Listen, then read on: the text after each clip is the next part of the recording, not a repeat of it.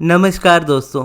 अगर आपकी बहुत सारी डिज़ायर्स है और उन सभी डिज़ायर्स को आप एक साथ मैनिफेस्ट करना चाहते हो तो आज की ये वीडियो आपके लिए है। आज की इस वीडियो में मैं आपको एक ऐसा सिंपल सा तरीका बताऊंगा जिसकी मदद से आप सारी डिज़ायर्स अपनी एक साथ मैनिफेस्ट कर सकते हैं।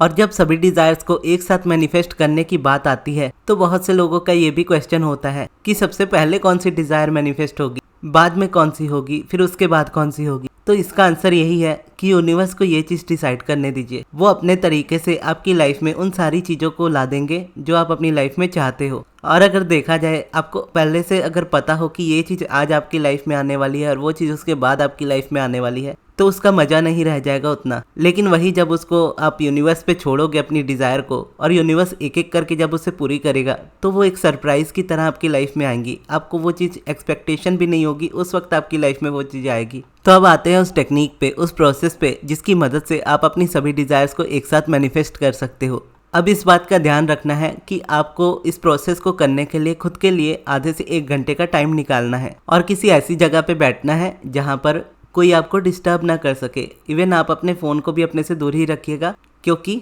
अगर बीच में किसी का कॉल या कोई नोटिफिकेशन आएगा और बार बार उस पर ध्यान जाएगा तो ये चीज़ उसको डिस्टर्ब करेगी, आपकी वाइब्रेशन को। तो इसीलिए आप एक शांति वाली जगह पे जाइएगा और वहाँ पर अपने लिए आधे से 1 घंटा निकालिएगा। और उसके बाद आपको एक पेपर और पेन लेकर बैठना है और अपनी सभी डिज़ायर्स के बारे में सोचना है। बड़ी से बड़ी डिज़ायर्स, आपने जितनी बड़ी भी आज तक सोची होगी डिज़ायर, उस डिज़ायर को भी सोचना है। इवन अगर आपको वो डिज़ायर इम्पॉसिबल ही क्यों ना लगती हो तो भी आपको उस डिज़ायर के बारे में सोचना है। और जो भी आपके माइंड में आ रही होंगी डिज़ायर्स, उन सभी डिज़ायर्स को एक एक करके लिखना है। जैसे आपको घर खरीदना है, आपको कार खरीदनी है, आपको बंगला चाहिए, आपको बिजनेस चाहिए, आपको किसी कॉलेज में एडमिशन चाहिए, या आपको फॉरेन ट्रैवल करना है या कहीं भी ट्रैवल करना है, जो भी आपके माइंड में आ रहे होंगे उस वक्त थॉट्स, उनको जस्ट आई वॉन्ट दिस करके लिखते जाना है। यानी मुझे ये चीज़ चाहिए। फॉर एग्जाम्पल, आपको मर्सिडीज़ कार चाहिए तो आप लिखोगे कि मुझे मर्सिडीज़ चाहिए। आप चाहते हो कि आपका खुद का अपना घर हो तो आप बोलोगे कि मुझे मेरा खुद का घर चाहिए। हो सकता है अब आपके माइंड में ये क्वेश्चन आ रहा होगा, क्योंकि लॉ ऑफ अट्रैक्शन में तो कहते हैं कि जब आप किसी चीज़ को मांगते हैं तो आप ये वाइब्रेशन देते हैं कि वो चीज़ आपके पास नहीं है। और इसीलिए बहुत से लोग कहते हैं कि उसको एफर्मेशन की तरह कहना चाहिए। यानी अगर मुझे मर्सिडीज़ चाहिए तो मैं कहूँगा कि मेरे पास मर्सिडीज़ है। और ये भी सही है, लेकिन ये जो प्रोसेस मैं आपको बता रहा हूँ ये प्रोसेस आपका डिफरेंट है इसमें, क्योंकि आप स्पेशली यूनिवर्स से अपनी डिज़ायर्स को मांग ही रहे हो। क्योंकि इसमें आप ऐसी भी बहुत सारी डिज़ायर्स लिखोगे जो आपको अभी आपके माइंड में इम्पॉसिबल लगती होंगी। तो उसको अगर आप लिखोगे कि मेरे पास ये चीज़ है तो वो चीज़ आपको रेजिस्टेंस देगी। तो इसीलिए यहाँ पर आई वॉन्ट दिस करके लिखा जाता है कि मुझे ये चीज़ चाहिए। अब यूनिवर्स को देखा जाए तो वो बहुत ज़्यादा इस बात पर नहीं जाता कि आप क्या बोल रहे हैं, वो इस बात पर ज़्यादा जाता है कि आपके बोलने का मतलब क्या है। तो इसीलिए जैसा मैंने आपको बताया है, आप इसी तरीके से उसको लिखिएगा। और जब आप लिख रहे होंगे तो जितने भी डिज़ायर्स हो आप उतनी लिख सकते हो, चाहे 10 हो, 20 हो, 100 हो, 500 हो, 1000 हो, जितनी आप चाहो उतनी डिज़ायर आप लिख सकते हो और उन सभी को यूनिवर्स पूरा करेगा। तो अब ये तो हो गया लिखने वाला पार्ट। लेकिन अब ये क्वेश्चन आता है कि लिखने के बाद इसे करना क्या है। तो इसका आंसर है कि जब आप इसे पूरी तरह से श्योर हो जाए, आप पूरी तरह से इसको लिख लें। यानी जब आप डिज़ायर्स को लिखोगे तो कई बार आपको लगेगा कि ये डिज़ायर मुझे नहीं चाहिए, तो ऐसी कोई डिज़ायर जो आपको लगे कि ये मुझे नहीं चाहिए तो उसको हटा दीजिएगा। क्योंकि एट द एंड में जब आपका पेपर तैयार होगा जिसमें आप लिखी होंगी सारी आपकी डिज़ायर्स और आपके माइंड में ये कंफर्म हो चुका होगा कि इसमें जो जो लिखा है वो सारी चीज़ें मुझे चाहिए, उसके बाद आपको उसको डेली पढ़ना है, रीड करना है 21 डेज़ तक।